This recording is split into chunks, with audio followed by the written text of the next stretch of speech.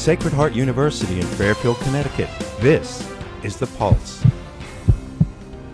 Since its beginning, the Rowayton Historical Society has displayed its history in many forms, most recently with the addition of the Raymond Boathouse. But this small structure wasn't always a boathouse. So it's had many iterations. It started out as a boathouse for George Putnam, the publisher. It was a hamburger joint for a while. And then it was moved down to Jenkins Boatyard, which then became the Grove Ely Boatyard, and it had several positions there. And several other incarnations, I think a beauty parlor also. And then it was moved by truck. And it was a big parade, everyone came out and watched. Down Rowayton Avenue and ended up in Pinckney Park.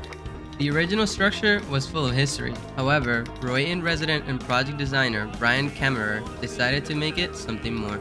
A redesigned museum opened and the public came to see once again. So what makes him so well known? It's not the menu. The menu actually was a lot bigger. It might be the food. They're the fluffiest pancakes I hope you guys have ever had. But it's certainly the great service. We are a family function restaurant where we want you to feel like you're part of the family and you walk in the doors. Everybody should know your name, or they should at least know my name. Adam Bajeko, co-owner of Chip's Family Restaurant, told us why good customer relationships are important to him and how he keeps his patrons happy. I mean, really?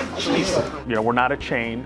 But if I were to give you a little beeper and say, hey, wait in the car, what does that mean to you? I can't interact with you. You're going to go back in your car, you're going to hang out, you're going to text, you're going to listen to your radio a little bit. Money is certainly a big aspect of sports, and esports is no exception. Professional leagues are organized all around the world, ranging from famous, recurring tournaments like the Overwatch League, all the way down to school division leagues and clubs. These tournaments create opportunities not only for players, but also for hundreds of workers behind the scenes of each event, league, and individual teams. Here's Professor Andrew Miller talking about the different opportunities in the business of esports. Here at Sacred Heart University, we've developed this esports minor. And when we put that together, we did it as a partnership between the sports communication side and the sport management side, because there really are a lot of opportunities for people around the esports ecosystem. So we're talking about hosting events.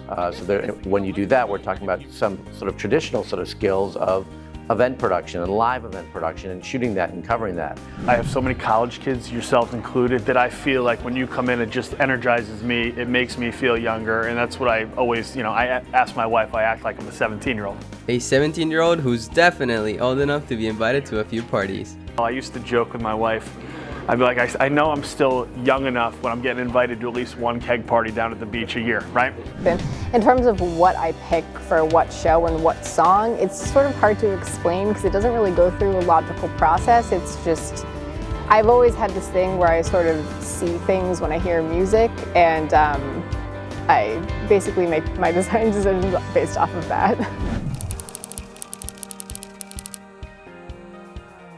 I say get involved. Get involved, do things on campus, not just with your roommates, but with anyone that you can interact with. Meet the upperclassmen, meet all the other fellow freshmen, just do absolutely everything you can. I would definitely say just make sure you get involved. If there's something that you want to do but you're not sure about it, just do it, because at the end of the day, it's an opportunity to meet new people and just try something new, which is what you're at school to do.